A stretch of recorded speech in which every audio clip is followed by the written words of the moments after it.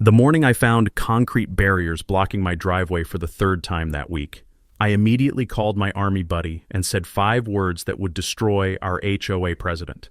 I need something permanently immovable. December in Colorado, 6 a.m. I'm standing in my bathrobe, phone pressed to my ear while steam rises from my abandoned coffee mug. 3 concrete blocks positioned like prison walls across my own driveway. That sharp metallic scent of fresh concrete mixing with diesel exhaust, making my blood boil. Delilah Thornberry thought she was harassing some helpless divorced veteran who'd roll over and pay her ridiculous fines. What she didn't know was that she'd just declared war on someone who'd spent 20 years moving tanks and artillery for Uncle Sam. 4 months later, she'd be screaming at news cameras about my aggressive concrete fortresses while packing moving trucks in disgrace. All because she never learned the first rule of warfare. Never corner someone with superior firepower and unlimited patience. What would you do if your neighbor weaponized bureaucracy against you? Drop your HOA horror story below. My name's Marcus Rivera, and 6 months before this concrete war erupted, I thought I'd finally found peace. 52 years old, freshly divorced after my ex cleaned out half my savings, with 20 years of moving tanks and artillery for Uncle Sam behind me. I'd scraped together enough for a down payment on this corner lot in Willowbrook Estates, suburban Denver, specifically because of that beautiful circular driveway. See, after 2 decades of following other people's orders, my little IT consulting business was my shot at independence. The circular driveway meant clients could park without blocking neighbors. I'd learned to think 3 steps ahead in the Army. I'd studied every legal document before buying, deed restrictions, HOA covenants, municipal codes, nothing, and I mean nothing, prohibited home-based consulting. Then I met the neighborhood dictator. Delilah Thornberry was 48 going on feudal lord, with perfectly bleached teeth and a white Mercedes she polished like a shrine every Sunday. She lived in the McMansion at the end of the boulevard, the one with the circular fountain that violated 3 different water restrictions. HOA board president for 3 consecutive terms, which should have been a screaming red flag visible from space. Real estate agent by day, petty tyrant by calling. Our first encounter went down on a Tuesday morning in October. I'm loading network equipment into my F-150 when this woman just appears in my driveway, didn't knock, didn't introduce herself, just materialized like a suburban demon clutching her clipboard of doom. "You need to move that commercial truck immediately," she announced, not even bothering with hello. I looked at my 3-year-old Ford, identical to half the driveways in the neighborhood. "Ma'am, this is my personal vehicle, which you use for commercial purposes." She clicked her gold pen like a weapon. "I've been documenting the traffic to your residence, multiple vehicles per week. This disrupts our community standards." The stench of her cloying perfume, something that smelled like roses soaked in hairspray, made my eyes water, but it was her tone that really got me. That dismissive, talking down to the hired help voice that instantly transported me back to every power-hungry officer I'd ever wanted to throttle. "I'll review the covenants," I said, keeping my army poker face locked down. "You do that?" She turned on her designer heel, then paused. "Oh, and Marcus? We run a tight ship here. Some people just aren't Willowbrook material." 3 days later, she dropped the hammer, a violation notice demanding $150 for unauthorized commercial vehicle storage and threatening $500 daily fines if I didn't cease all business activities within 7 days. The letter was printed on official HOA letterhead, complete with legal threats that would make a loan shark blush. I spent my weekend at the kitchen table swimming through every document I'd signed. Deed restrictions, subdivision covenants, county ordinances, mountains of legal paper that said absolutely nothing about prohibiting home offices or client visits.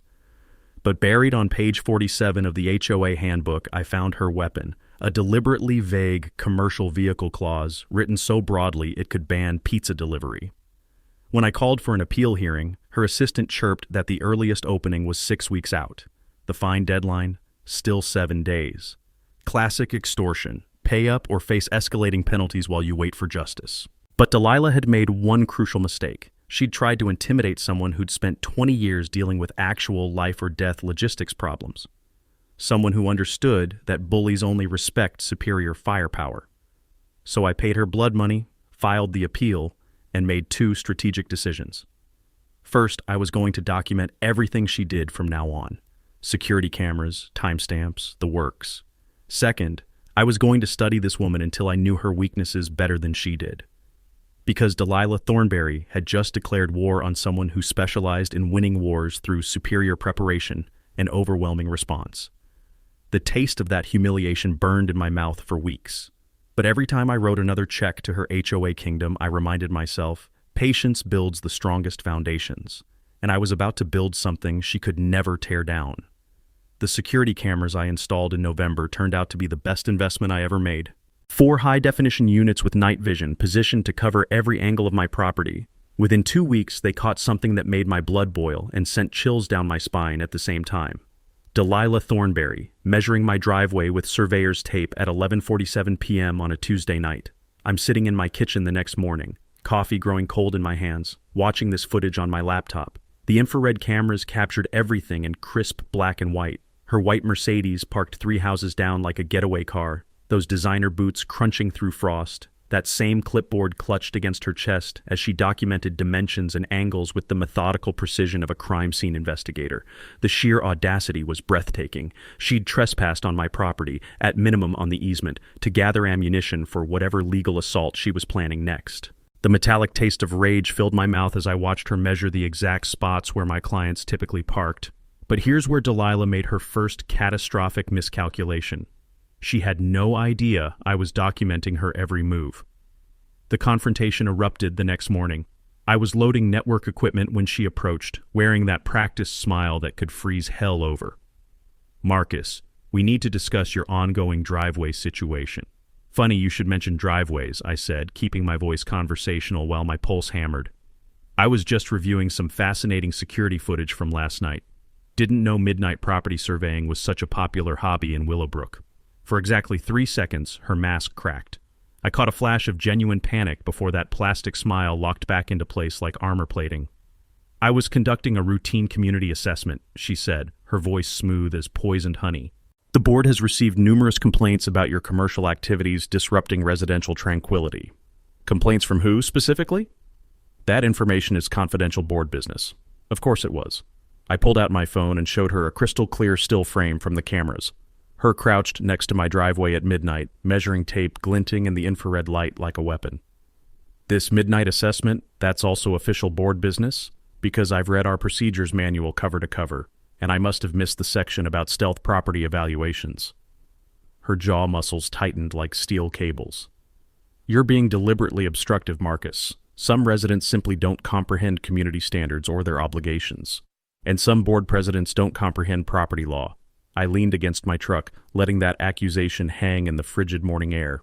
"But I'm always eager to learn. Walk me through exactly which covenant prohibits my consulting business." She launched into the same tired commercial vehicle rhetoric, but this time I was locked and loaded.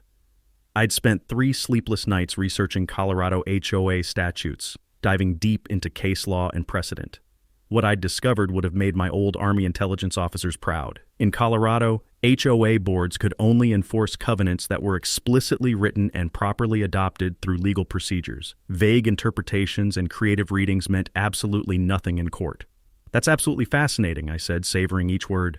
"Because according to Colorado Revised Statutes Section 38-33.3-209, HOA enforcement requires specific covenant language.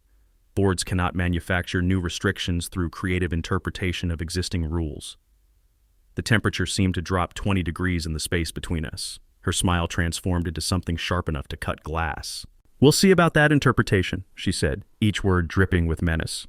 "Emergency board meeting, Thursday night, 7 p.m. sharp. Don't be late." Thursday night's Kangaroo Court was a masterpiece of bureaucratic theater. 5 board members arranged at a folding table in the community center like judges at a medieval tribunal, with Delilah presiding over the proceedings like she was sentencing criminals. Maybe 15 residents scattered throughout the room, and I immediately noticed that none of them lived anywhere near my property. Delilah opened with a PowerPoint presentation worthy of a congressional hearing, preserving community standards in Willowbrook Estates. Professional slides, dramatic lighting, complete with aerial photos of my house that made my modest corner lot look like some kind of industrial complex.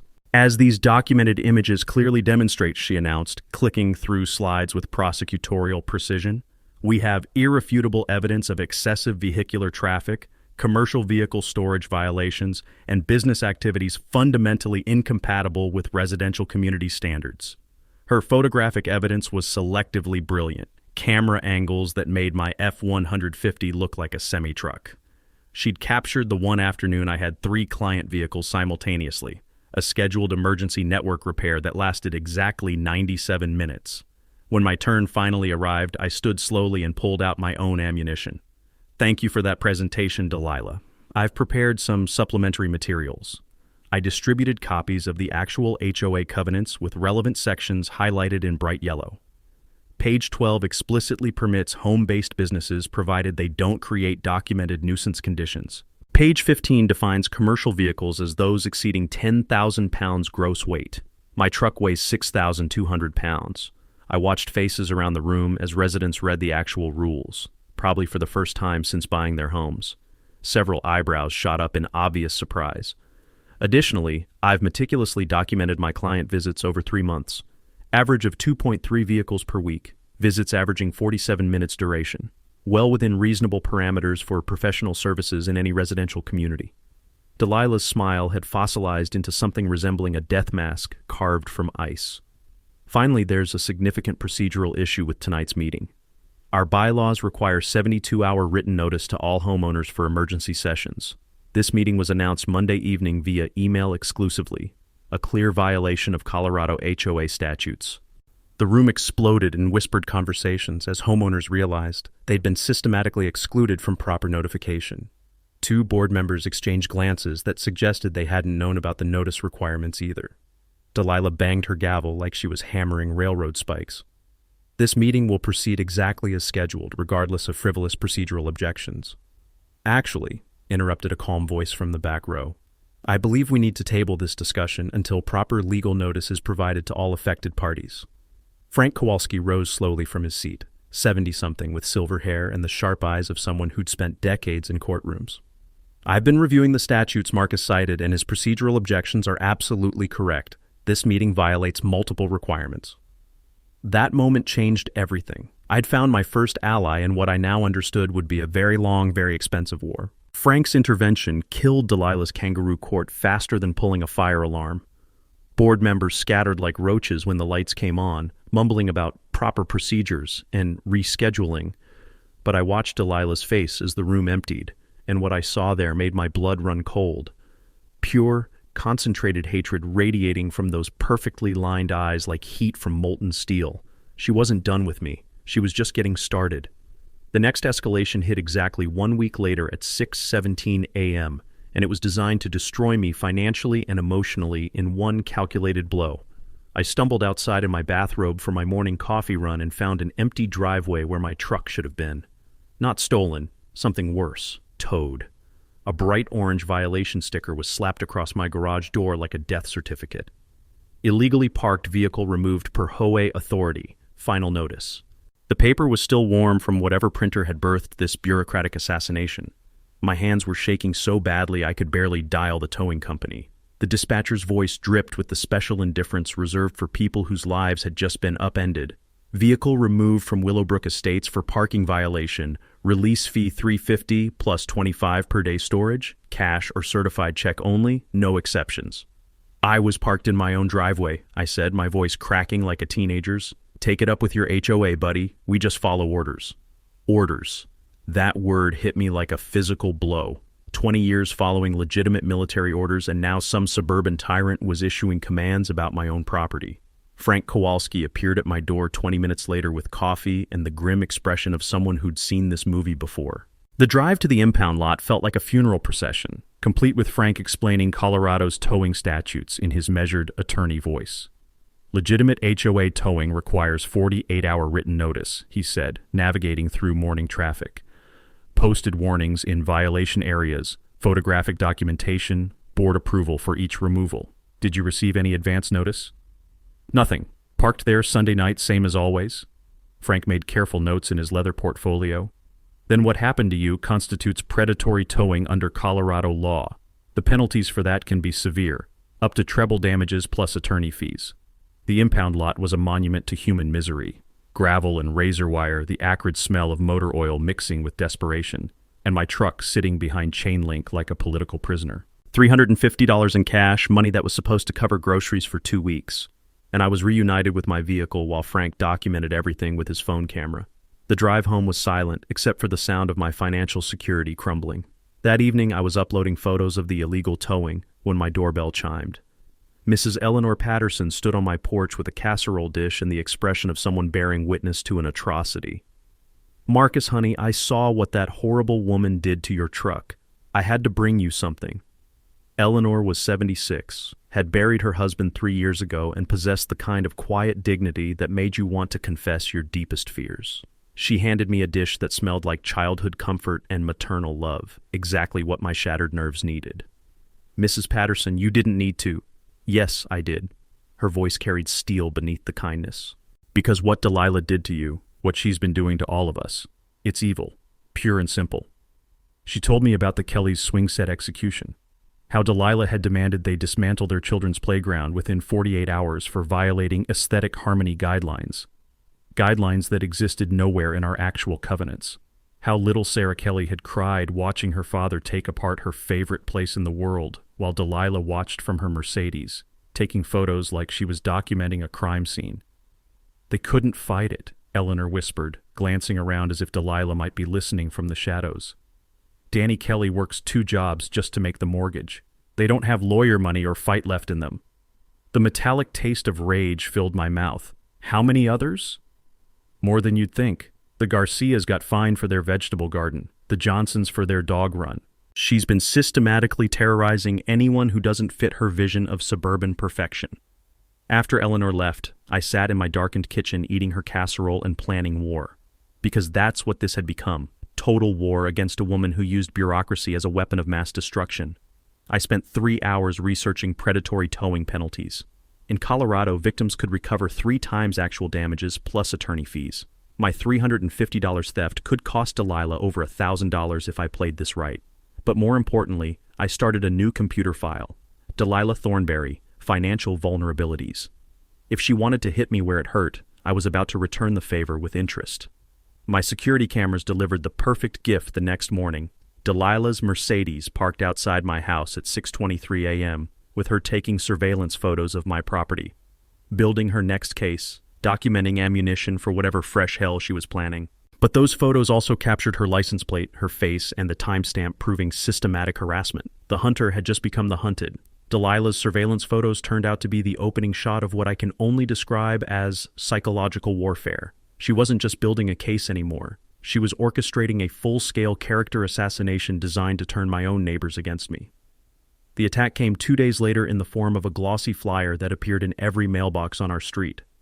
Professional layout, high-quality photos, and the kind of inflammatory headline that would make a tabloid editor weep with envy. "Protect our community. The truth about commercial operations in residential Willowbrook." I'm standing in my driveway at 7 a.m., the sharp morning air burning my lungs while I held this piece of propaganda with hands trembling between rage and disbelief. She'd weaponized her real estate marketing skills to create a hit piece that would have impressed Stalin's propaganda ministry. Photos of my truck taken from deceptive angles that made it look like a commercial fleet. Fabricated quotes from concerned neighbors about declining property values and disrupted neighborhood tranquility. The crown jewel was a picture of my house with the caption, "Is this the residential character we want to preserve in Willowbrook Estates?" Frank appeared beside me like a silver-haired avenging angel, clutching his own copy of the character assassination. The smell of his morning coffee mixed with the crisp December air as he studied the flyer with a prosecutor's eye. "This crosses every legal line," he said quietly. "Defamation, targeted harassment, possibly libel depending on those manufactured quotes." But the real gut punch came in the fine print, paid for by the Willowbrook Community Preservation Committee. Apparently a committee consisting entirely of Delilah and whatever enablers she'd managed to recruit from her real estate network. The psychological impact was immediate and brutal. Neighbors who'd waved at me for months suddenly discovered urgent reasons to avoid eye contact. Mrs. Chen from 3 houses down actually crossed the street when she saw me checking my mail, clutching her purse like I might mug her for loose change. The friendly morning conversations died the moment I appeared, replaced by the kind of toxic silence that follows a public execution. But Delilah had committed the kind of strategic blunder that topples dictators. She'd assumed I was isolated, friendless, without allies or resources to mount effective resistance. What she didn't realize was that her previous victims had been watching this war unfold from the shadows, and they were finally finding their courage. The first crack in her psychological fortress came that evening when the Kellys knocked on my door. Danny still wore his delivery uniform. grease embedded under his fingernails, and bone-deep exhaustion carved into every line of his face. His wife Sarah clutched their 6-year-old daughter's hand, and I caught the little girl peeking around her mother's legs with eyes full of curiosity and residual sadness. "Mr. Rivera," Danny said, his voice carrying the special determination that comes from being pushed beyond all reasonable limits. "We read that garbage she distributed, and we want you to know we're not buying it. Neither are a lot of other people." Sarah stepped forward, and I recognized the same steel in her expression that I'd seen in Eleanor Patterson's eyes. "She made our daughter cry when she forced us to destroy the swing set, called it an aesthetic disruption that compromised community standards. Our 6-year-old asked why the mean lady hated her playground so much." The image of that little girl's confusion and heartbreak hit me harder than any legal threat Delilah could manufacture. This had evolved beyond property disputes or HOA enforcement. This was about a systematic bully who'd made a child weep for the unforgivable sin of wanting to play in her own backyard. "There's another board meeting scheduled for next week," Danny continued, his jaw set with newfound resolve. "She's calling it Emergency Community Standards Review. But this time, we're going to be there, all of us." Over the following 3 days, something extraordinary happened. The underground network of Delilah's victims began emerging from their forced silence like flowers after a long winter. The Garcias appeared with meticulously documented harassment over their vegetable garden. Apparently growing tomatoes violated some imaginary covenant about agricultural activities in residential zones. The Johnsons shared photos of their dog run that Delilah had declared unsightly structures, despite being completely legal and professionally maintained. Most revealing was the visit from the Hendersons, who lived directly across from Delilah's fortress-like mansion. Tom Henderson was a mild-mannered accountant who'd never caused trouble for anyone, but his wife Maria burned with righteous fury when she described Delilah's crusade against their teenager's basketball hoop. "She labeled it a noise nuisance and demanded immediate removal," Maria said, her slight accent thickening with suppressed rage. "My son is 17, honor roll student, never been in any trouble. But she wants to steal the one place he can decompress after school because it interferes with her sacred afternoon nap schedule." The pattern crystallized with terrifying clarity. Delilah hadn't just targeted me. She'd been systematically terrorizing anyone who didn't conform to her sterile vision of suburban perfection. Working families, children, anyone whose lifestyle deviated from her sanitized suburban fantasy. But as Frank observed while organizing our growing mountain of harassment documentation, she'd also committed the fatal error that destroys tyrants throughout history, creating too many enemies simultaneously. "Divide and conquer is effective strategy," he explained, spreading complaint letters across my kitchen table. "But when you attempt to conquer everyone at once, they inevitably unite against you. And Marcus, a truly united neighborhood becomes an unstoppable force." My security cameras captured her that night, prowling the streets in her white Mercedes like a predator sensing danger. 3 complete circuits of the block, slowing outside houses where lights still glowed, trying to decode why her psychological warfare was backfiring so spectacularly. What she couldn't see was the revolution brewing in living rooms and around kitchen tables throughout Willowbrook Estates. Her isolated, intimidated victims were discovering they weren't alone, and they were preparing for war. The revolution I'd been expecting came from an unexpected source: Frank's obsession with paperwork and my inability to sleep. It was 2:17 a.m. on a Thursday night, and I was hunched over my laptop in the kitchen, unable to shut my brain off after another day of Delilah's psychological warfare. Frank had suggested I research property liens and assessment records, standard due diligence for any HOA dispute, he'd said. What I found instead was a financial house of cards that made my blood run cold. Delilah Thornberry owed the Willowbrook Estates HOA $8,400 in unpaid special assessments. I stared at the screen, reading the county records 3 times to make sure I wasn't hallucinating from sleep deprivation, but there it was, documented in black and white: 2 years of delinquent payments for roof repairs, street maintenance, and community improvements. The same assessments she'd been religiously collecting from the rest of us while wielding her authority like a medieval warlord. The deeper I dug, the worse it got. Property tax records showed she was 2 months behind on her mortgage payments despite her supposedly thriving real estate career. Credit reports, publicly available through property liens, revealed 3 refinances in 18 months, each one larger than the last. The woman who'd been terrorizing our neighborhood over property values was drowning in debt. But the real bombshell was buried in Colorado HOA statutes, Section 38-33.3-209. Board members must be current on all HOA assessments to legally serve. Delinquent members are automatically disqualified from holding office or making binding decisions. Every fine she'd issued, every violation notice, every board meeting she'd presided over for the past 18 months, legally void. I called Frank at 6 a.m., probably waking him up, but too excited to care about social niceties. Frank, I found it. I found her Achilles heel. Marcus, do you know what time it is? She's been serving illegally for 18 months, delinquent on assessments, which disqualifies her from the board under Colorado law. Every decision she's made is unenforceable. The silence on the other end stretched so long I thought the call had dropped. Then Frank's voice came back, sharp and fully awake. Are you absolutely certain about those records? County database, pulled directly from the assessor's office. She owes us $8,400, Frank. She's been playing dictator with money she stole from her own neighbors. Jesus Christ, he whispered. Marcus, this changes everything. But we need to be strategic about when and how we use this information. That was Frank, always thinking 3 moves ahead.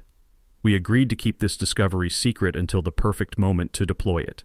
Let Delilah continue digging her own legal grave while we built an airtight case around her financial deception. But the knowledge burned inside me like acid.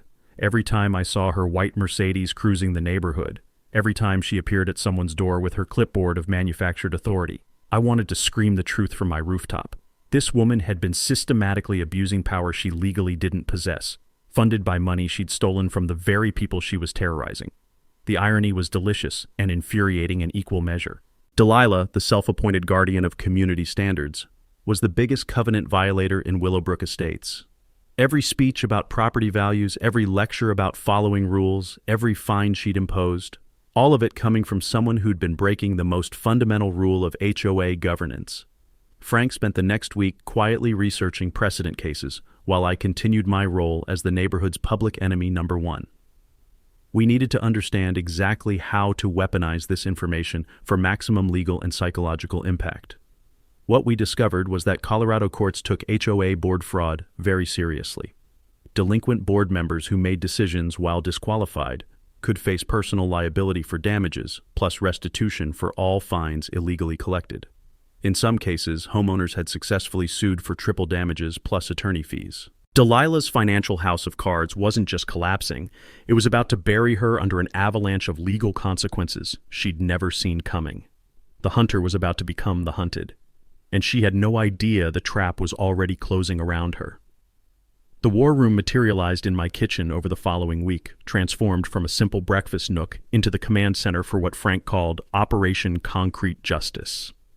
Coffee-stained legal pads covered every surface, highlighted printouts of Colorado statutes were taped to the walls, and my laptop had become a shrine to municipal codes and construction regulations.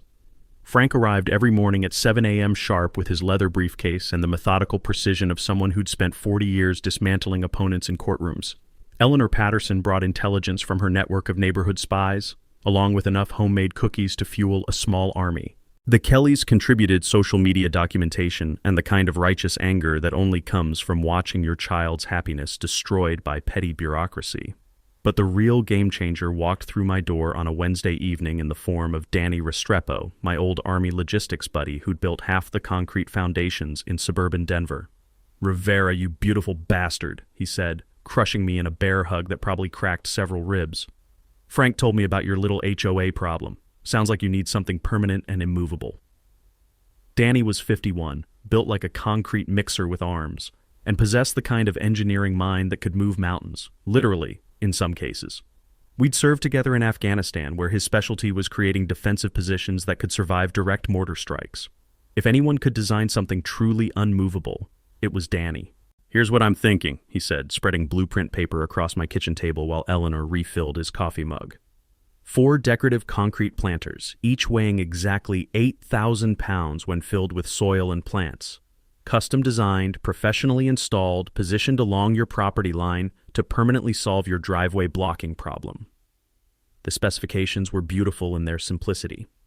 Reinforced concrete cores with steel rebar frameworks, decorative aggregate finishes that would complement the neighborhood's aesthetic, and integrated drainage systems to prevent water accumulation. Each planter would be 42 inches high, exactly 1 inch below the municipal code requirement for building permits. The beauty of this plan, Frank explained while reviewing Danny's engineering drawings, is that everything falls under your absolute property rights. Colorado law is crystal clear. Homeowners can install decorative landscaping features within their boundary lines without HOA approval, provided they don't violate specific covenant restrictions. I'd already verified that our covenants contained no language restricting decorative garden features. Delilah's obsession with control hadn't extended to landscape architecture, a tactical oversight that was about to cost her everything. The financial investment was significant but manageable. $12,000 for materials, engineering, and professional installation. My IT consulting income could absorb the cost, especially knowing that Delilah's illegal fines would eventually be refunded with interest. But the psychological impact would be priceless. These weren't just planters, they were 32,000 pounds of permanent victory. Once installed, she could never block my driveway again without committing felony property destruction. Eleanor's reconnaissance network had provided the perfect timing window. Delilah was scheduled to attend a 3-day real estate conference in Denver, leaving town Friday morning and returning Monday evening. Danny's crew could complete the installation over the weekend while she was gone, presenting her with an immovable fait accompli upon her return. The key to military logistics, Danny explained while calculating concrete cure times, is overwhelming force applied with perfect timing. She won't even know what hit her until it's too late to stop it. Frank had prepared our legal defenses with the thoroughness of someone planning a Supreme Court case. Property surveys confirmed the planters would sit entirely within my boundary lines. Municipal codes verified no permits were required for structures under 42 inches. HOA covenants contained no restrictions on decorative landscaping features. Most importantly, we documented every aspect of Delilah's harassment campaign. Security camera footage, violation notices, towing receipts, witness statements from terrorized neighbors, a comprehensive legal record that would justify the planters as reasonable defensive measures against continued harassment. The Kellys had volunteered to coordinate neighborhood support, organizing a Welcome Back BBQ for the Monday after installation. The entire street would be invited to admire the new landscaping features, while Delilah returned to discover her power had been permanently neutralized. As Frank observed while reviewing our battle plans, successful warfare required 3 elements: superior intelligence, overwhelming force, and perfect timing. Delilah's financial vulnerabilities gave us intelligence. Danny's concrete expertise provided overwhelming force. Her conference absence offered perfect timing. Thursday night, I stood in my driveway visualizing the completed project. 4 massive planters positioned like concrete sentinels filled with winter-hardy plants and decorated with landscape lighting. Beautiful, expensive-looking, and absolutely immovable without heavy machinery she'd never be able to justify using.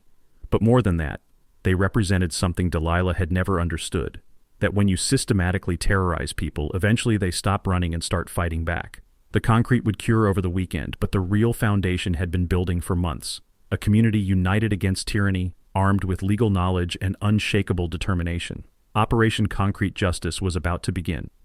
The concrete trucks arrived at dawn on Saturday morning like a military convoy, their diesel engines rumbling through the quiet neighborhood with the authority of heavy artillery. I watched from my kitchen window as Danny's crew began transforming my property line into an impregnable fortress, one wheelbarrow of concrete at a time. The installation was a masterpiece of precision engineering. Danny had positioned the planters with surgical accuracy, each one exactly on my property line, spaced perfectly to prevent any vehicle from accessing my driveway perimeter while maintaining an elegant aesthetic that would make Martha Stewart weep with envy. The reinforced concrete cores went down 8 feet into the Colorado clay, anchored with steel rebar frameworks that could probably survive a direct meteor strike. By Sunday evening, 4 magnificent concrete planters stood guard along my driveway like ancient monoliths. 8,000 pounds each, filled with premium soil and winter-hardy evergreens, decorated with subtle landscape lighting that cast dramatic shadows across the aggregate surfaces. They were beautiful, functional, and absolutely immovable without industrial equipment. But Delilah's reaction exceeded even my wildest expectations. Monday morning at 7:23 a.m., her white Mercedes screeched into the neighborhood like a banshee emerging from hell. I watched through my security cameras as she slammed on the brakes in front of my house, her perfectly composed facade cracking like ice under pressure. She sat in her car for a full 3 minutes, staring at the planters with the expression of someone witnessing the apocalypse. Then she exploded into action with the fury of a Category 5 hurricane. First, she circled the planters like a predator studying prey, taking photos from every conceivable angle while muttering what appeared to be a steady stream of profanity. The morning air carried the sharp scent of her expensive perfume, mixed with the rage sweat that comes from discovering your power has been permanently neutralized. By 8:15 a.m., she was on her phone, pacing my property line like a caged animal while screaming at someone about unauthorized construction and immediate removal orders. 20 minutes later, a city building inspector arrived in a pickup truck, looking like a man who'd rather be anywhere else on the planet. I watched from my kitchen window as the inspector examined the planters with professional thoroughness. He measured heights, checked property lines, reviewed Danny's engineering specifications with the careful attention of someone who understood liability issues. After 30 minutes of inspection, he handed Delilah a clipboard and walked away shaking his head. Her shriek of frustrated rage could probably be heard in the next county.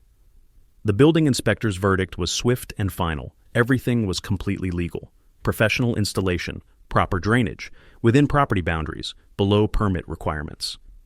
The planters violated no municipal codes, no building regulations, and no HOA covenants.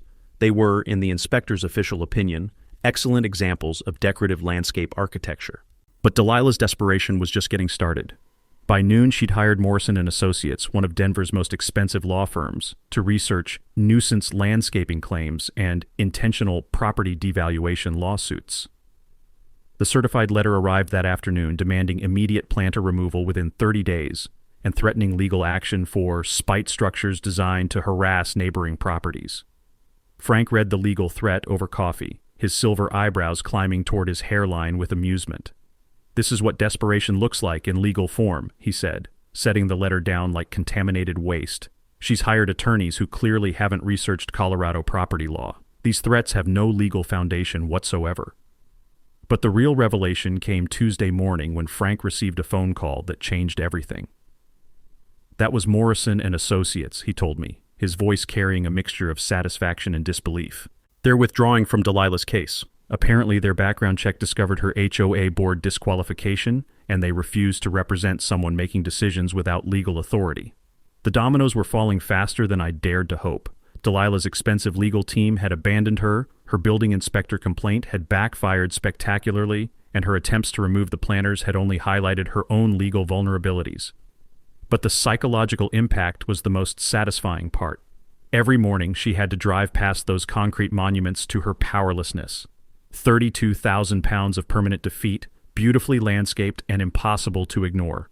The woman who'd spent months blocking my driveway could never do it again without committing felony property destruction. The neighborhood response was overwhelmingly positive. Residents stopped by to admire the professional landscaping. Several families asked for Danny's contact information to plan their own improvements, and property values actually increased due to the enhanced curb appeal. Most telling was the reaction from the Kellys' 6-year-old daughter, who asked her parents if the pretty flower boxes meant the mean lady couldn't be mean anymore. Even children understood what the planters represented: permanent protection against tyranny. Wednesday evening brought the coup de grace. Delilah appeared in my driveway one final time, her usual composure completely shattered. Dark circles under her eyes, hair slightly disheveled, the desperate look of someone whose world was collapsing around her. "You think you've won," she said, her voice carrying a tremor I'd never heard before. I looked at the 4 immovable sentinels guarding my property, then back at the woman who'd terrorized my neighborhood for years. "I know I have." Delilah's final desperate gambit began with what can only be described as a neighborhood-wide propaganda blitz that made her previous character assassination attempts look like amateur hour. She'd clearly learned nothing from her legal team's abandonment and was doubling down on psychological warfare with the reckless fury of someone watching their empire crumble. The first salvo arrived Thursday morning in the form of a petition she was personally hand-delivering to every house in Willowbrook Estates. I watched through my security cameras as she knocked on doors with the manic energy of a political candidate on election day, clutching a clipboard thick with official-looking documents. Eleanor Patterson intercepted one of these documents and brought it to my kitchen war room within an hour. The petition was a masterpiece of legal-sounding gibberish. Emergency removal of hazardous landscaping structures complete with fabricated safety concerns about structural instability and pedestrian traffic hazards. She was claiming my professionally engineered planters posed a danger to neighborhood children. She's collected exactly 3 signatures, Eleanor reported with obvious satisfaction. The Hendersons told her to get off their property. The Garcias slammed the door in her face. Mrs. Chen wouldn't even answer her doorbell. But Delilah's isolation was driving her to increasingly unhinged behavior. Frank's network of legal contacts reported that she'd contacted 4 different law firms in 2 days, searching for someone willing to take her spite structure case. Each firm had declined after discovering her board disqualification, leaving her without representation and spiraling deeper into financial desperation. The real psychological meltdown began Friday evening with a social media campaign that showcased exactly how far she'd fallen from suburban sophistication.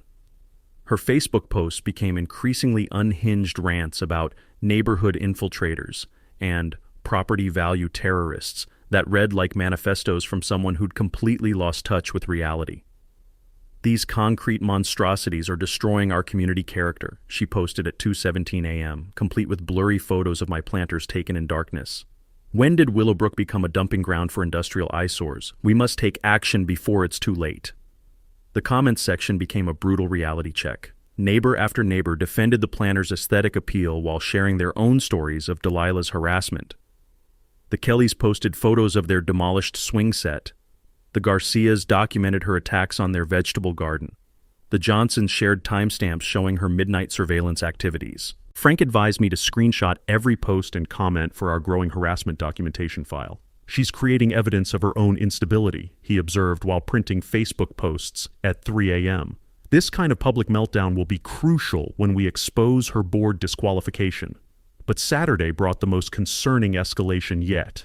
My security cameras caught her driving past my house 17 times between 6 a.m. and 10 p.m., slowing to a crawl each time to photograph the planters from different angles.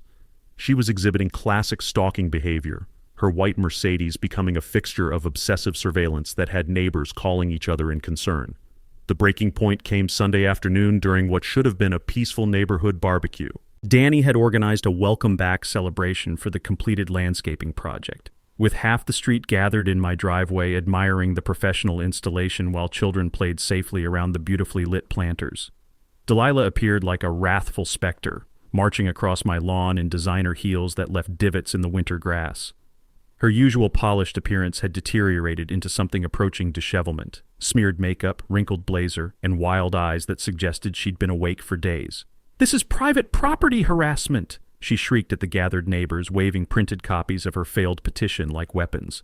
"These people are destroying everything we've built here, our property values, our community standards, our way of life." The assembled crowd fell silent, children hiding behind parents while adults exchanged uncomfortable glances. This wasn't the composed HOA president they'd known. This was someone in the grip of a complete psychological breakdown. Danny stepped forward with the calm authority of someone who'd diffused actual combat situations. "Ma'am, you're trespassing on private property during a lawful gathering. I suggest you leave voluntarily." "I am the HOA board president," she screamed, her voice cracking with hysteria. "I have authority over every property in this development. You cannot exclude me from community oversight responsibilities." Frank chose that moment to deploy the nuclear option we'd been saving for maximum impact.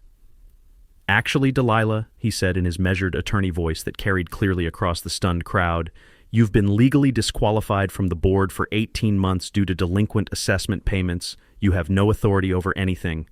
The silence that followed was absolute. 60-plus neighbors staring at a woman whose carefully constructed facade had just disintegrated in front of everyone she'd spent years trying to control. Delilah's face cycled through shock, rage, and something approaching terror before she turned and fled across the lawn, stumbling in her expensive heels while muttering threats about lawsuits and consequences that everyone now understood she had no power to enforce. The revolution had just witnessed its dictator's final moment of public humiliation, and it was beautiful. The emergency HOA meeting that would end Delilah's reign of terror was scheduled for Thursday night at 7 p.m. in the Willowbrook Community Center, and by 6:30, it was clear this wouldn't be the quiet board session she'd envisioned. Cars lined both sides of Maple Street. Residents streamed toward the building in groups, and the parking lot buzzed with the electric energy of a community finally ready to confront its tormentor. Frank and I arrived early to find the community center packed beyond capacity. Every folding chair was occupied, people stood along the walls, and late arrivals spilled into the hallway outside. I counted at least 80 residents, more than had attended every previous HOA meeting combined. The air thrummed with whispered conversations and suppressed anticipation, like the moment before a thunderstorm breaks. But the real surprise was the Channel 7 news crew setting up cameras near the front of the room. Apparently, Mrs. Henderson had contacted them about the neighborhood harassment story, and they'd arrived expecting a routine suburban dispute. What they were about to witness would make their evening broadcast legendary. Delilah entered at exactly 7 p.m., her usual composed facade restored, but her eyes carrying the desperate gleam of someone fighting for survival. She'd dressed for battle in her sharpest business suit and highest heels, carrying a thick briefcase that suggested extensive preparation. Behind her trailed the remaining board members, 3 middle-aged residents who looked increasingly uncomfortable as they surveyed the hostile crowd. "Ladies and gentlemen," Delilah began, her voice projecting with practiced authority as she arranged papers at the front table. "Thank you for attending this emergency session to address the ongoing security concerns and community standards violations that threaten our neighborhood's character and property values." She launched into a PowerPoint presentation that was equal parts impressive and insane. Professional slides detailing commercial encroachment patterns and residential security threats, complete with aerial photos of my property that made my corner lot look like a fortress compound. She'd turned my landscaping project into evidence of some kind of suburban insurgency. "As these documented images clearly demonstrate," she continued, clicking through slides with prosecutorial precision, "we face unprecedented challenges to the residential tranquility that defines Willowbrook Estates. Unauthorized commercial activities, aggressive landscaping installations, and systematic defiance of community standards threaten everything we've worked to preserve." The crowd grew restless as her presentation continued, residents shifting in their seats and exchanging glances that ranged from incredulous to openly hostile. She was describing their neighborhood like a war zone under siege when everyone present knew the real threat had been sitting at the board table for years. When my turn came to respond, I stood slowly and faced the packed room with the calm confidence that comes from holding nuclear weapons. "Thank you for that creative interpretation of suburban landscaping, Delilah. I've prepared some alternative materials for consideration. I distributed copies of the actual HOA covenants, Colorado property law summaries, and documented evidence of systematic harassment that Frank and I had compiled over months.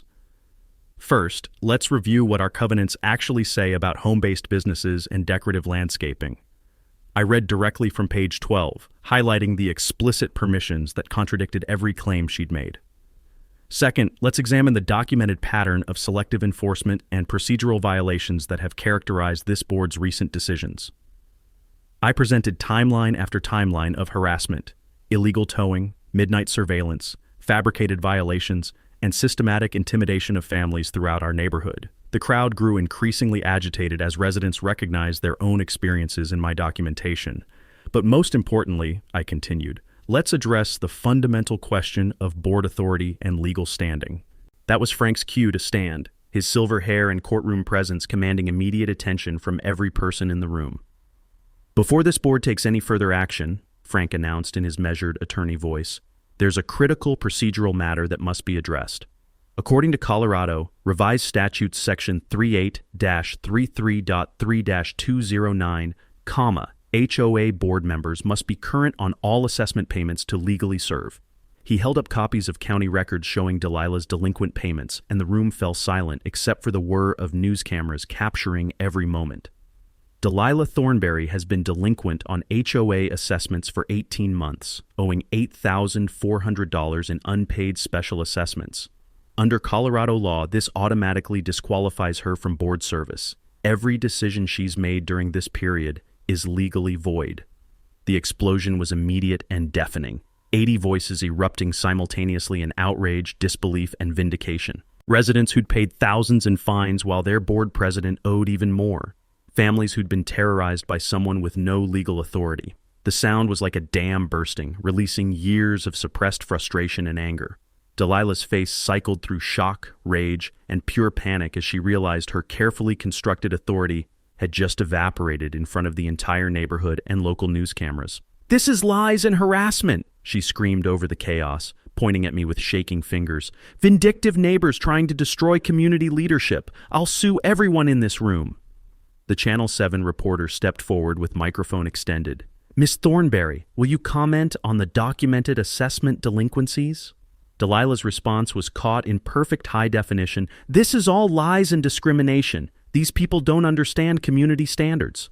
"The county records speak for themselves," I replied calmly, and watched 18 months of tyranny collapse in real time. The remaining board members immediately called for her resignation. The vote was unanimous. The immediate aftermath of Delilah's public destruction was more satisfying than any revenge fantasy I'd ever imagined. Within 24 hours, she'd submitted her resignation letter via email, a single paragraph of legalese that couldn't disguise the sound of complete defeat. Her house appeared on the market that same weekend with a motivated seller sign that might as well have read, "Fleeing in disgrace." The moving trucks arrived on a gray Tuesday morning, and I watched from my kitchen window as Delilah's white Mercedes followed them out of Willowbrook Estates for the final time. No backward glances, no final gestures of defiance, just the pathetic retreat of a bully who'd finally met superior firepower. The neighborhood felt lighter the moment her taillights disappeared, like we'd all been holding our breath for years and could finally exhale. Eleanor Patterson's unanimous election as HOA president ushered in what residents started calling the golden age of Willowbrook. Board meetings transformed from adversarial tribunals into potluck dinners where neighbors actually solved problems through conversation instead of litigation. Her first official act was establishing transparency policies that required all financial records to be publicly available, ensuring no future board member could hide delinquent payments behind manufactured authority. The ripple effects were extraordinary. Property values increased 18% over 8 months, not through intimidation, but because word spread about a neighborhood where families could actually thrive. The Garcia's vegetable garden became a showcase that inspired 6 other households to start growing their own food. The Kellys installed a playground that became the unofficial headquarters for every child in Willowbrook, their laughter echoing where Delilah's threats once poisoned the air. My IT consulting business exploded beyond anything I'd imagined. The story of defeating an HOA dictator with concrete planners spread through Denver's professional networks like wildfire, bringing me clients who appreciated both technical expertise and creative problem solving. The circular driveway that had started this war became a symbol throughout Jefferson County, proof that ordinary people could defeat bureaucratic bullying through preparation and persistence. But the most unexpected victory came 6 months later during Eleanor's first anniversary barbecue. That's where I met Sarah Mitchell, a recently divorced teacher who'd bought the old Henderson house with her 8-year-old daughter, Emma. Sarah had heard the entire Delilah saga and approached me with eyes that sparkled with admiration for someone who'd fought back against impossible odds. Emma immediately claimed my planters as personal playground equipment, scrambling over them with the fearless joy that only children possess. Watching her play where concrete barriers had once trapped me felt like witnessing literal resurrection, childhood innocence blooming in soil that had once supported tyranny. The planters themselves achieved legendary status throughout suburban Colorado. Featured in Better Homes and Gardens as defensive landscaping done right, they inspired dozens of homeowners to install their own artistic concrete features. Danny's business tripled in size from referrals, and he started offering tyrant-proof installation packages for HOA harassment victims across 3 counties. Frank's monthly Know Your Rights workshops became standing-room-only events, teaching homeowners about board qualification requirements and legal protections against harassment. The knowledge that saved Willowbrook spread like antibodies through Jefferson County's bloodstream, immunizing communities against future dictators. The annual Veterans Building Communities Scholarship Fund launched that fall with our first fundraising event in my circular driveway, the same space Delilah had tried to control through spite and intimidation. We raised $6,800 for Maria Santos, whose combat veteran father had started his own landscaping business after leaving the Army. The ceremony took place beside the planters, with Maria's father joking that concrete had built both his career and his daughter's future. 3 years later, I'm writing this on a warm summer evening, watching neighborhood children play around those 32,000 pounds of decorative victory. The landscape lighting casts gentle shadows on evergreens that have grown tall and strong, their roots deep in soil that once supported fear but now nurtures freedom. The sound of laughter carries where threats and intimidation used to rule supreme. Sometimes I wonder about Delilah's fate, wherever she landed after fleeing Willowbrook in disgrace. Part of me hopes she found peace and learned from her spectacular downfall. But mostly, I hope she never gets the chance to terrorize another neighborhood the way she terrorized ours. In the end, she taught me the most valuable lesson of my adult life. Bullies only have the power you allow them to have. Sometimes the best response to an immovable tyrant is becoming something even more immovable yourself. Got your own HOA horror story? Drop it in the comments below. You're definitely not fighting alone. And smash that subscribe button for HOA stories where we prove that justice gets served best with concrete evidence, and the little guy always wins in the end. Thank you for tuning in to HOA Stories, where neighbors stand up against HOA Karens and karma comes a-knocking. If you like this story, hit that like button, share your thoughts below, and subscribe for more HOA tales and real-life neighborhood drama each week.